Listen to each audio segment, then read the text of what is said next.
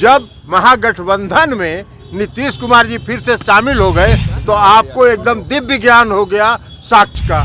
जो केंद्र की सरकार है वो सीबीआई का, ईडी का, इनकम टैक्स का इस्तेमाल राजनीतिक कारणों से कर रही है, अपने राजनीतिक विरोधियों को परेशान करने के लिए कर रही है। नमस्कार, एबी न्यूज देख रहे हैं आप। मैं हूं आपके साथ कोमल।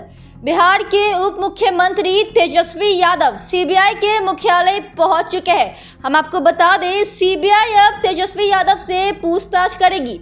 लैंड फॉर जॉब स्कैम मामले में तेजस्वी से पूछताछ की जाएगी। हम आपको बता दें, 14 राजनीतिक पार्टियों ने मिलकर सुप्रीम कोर्ट में केंद्र सरकार के खिलाफ सीबीआई और ईडी का दुरुपयोग करने को लेकर अपील किया है, जिसकी जानकारी जेडीयू के राष्ट्रीय अध्यक्ष ललन सिंह ने दी है। आइए आपको सुनाते हैं जेडीयू के राष्ट्रीय अध्यक्ष ललन सिंह ने क्या कुछ कहा है। आप एक बात बताइए ना कि जिस बात की वो चर्चा कर रहे हैं कि 2008 में कंप्लेन हुआ, तो 2008 से 2014 तक आप कह सकते हैं कि भाई यूपीए की सरकार थी, कार्रवाई नहीं हुई। लेकिन उस समय भी जांच हुई, सीबीआई ने उस फाइल को बंद कर दिया। लेकिन 2014 से तो आपकी सरकार थी, अगर उसमें कुछ साख था तो क्यों नहीं कर रहे थे।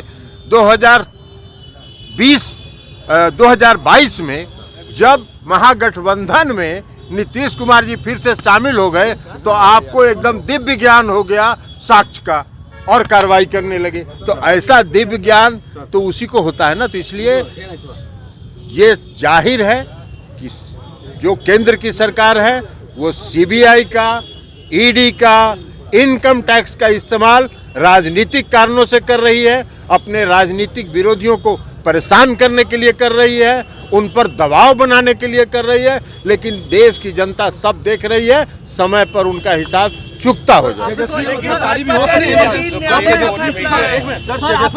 और एक बात और जान लीजिए कि 14 राजनीतिक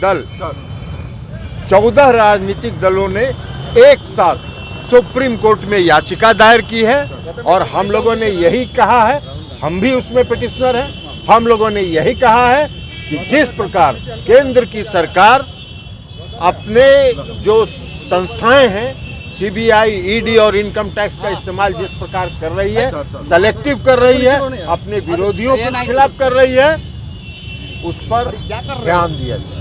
और सुप्रीम कोर्ट ने 5 अप्रैल को तिथि निर्धारित कर दिया है उसकी सुनवाई की।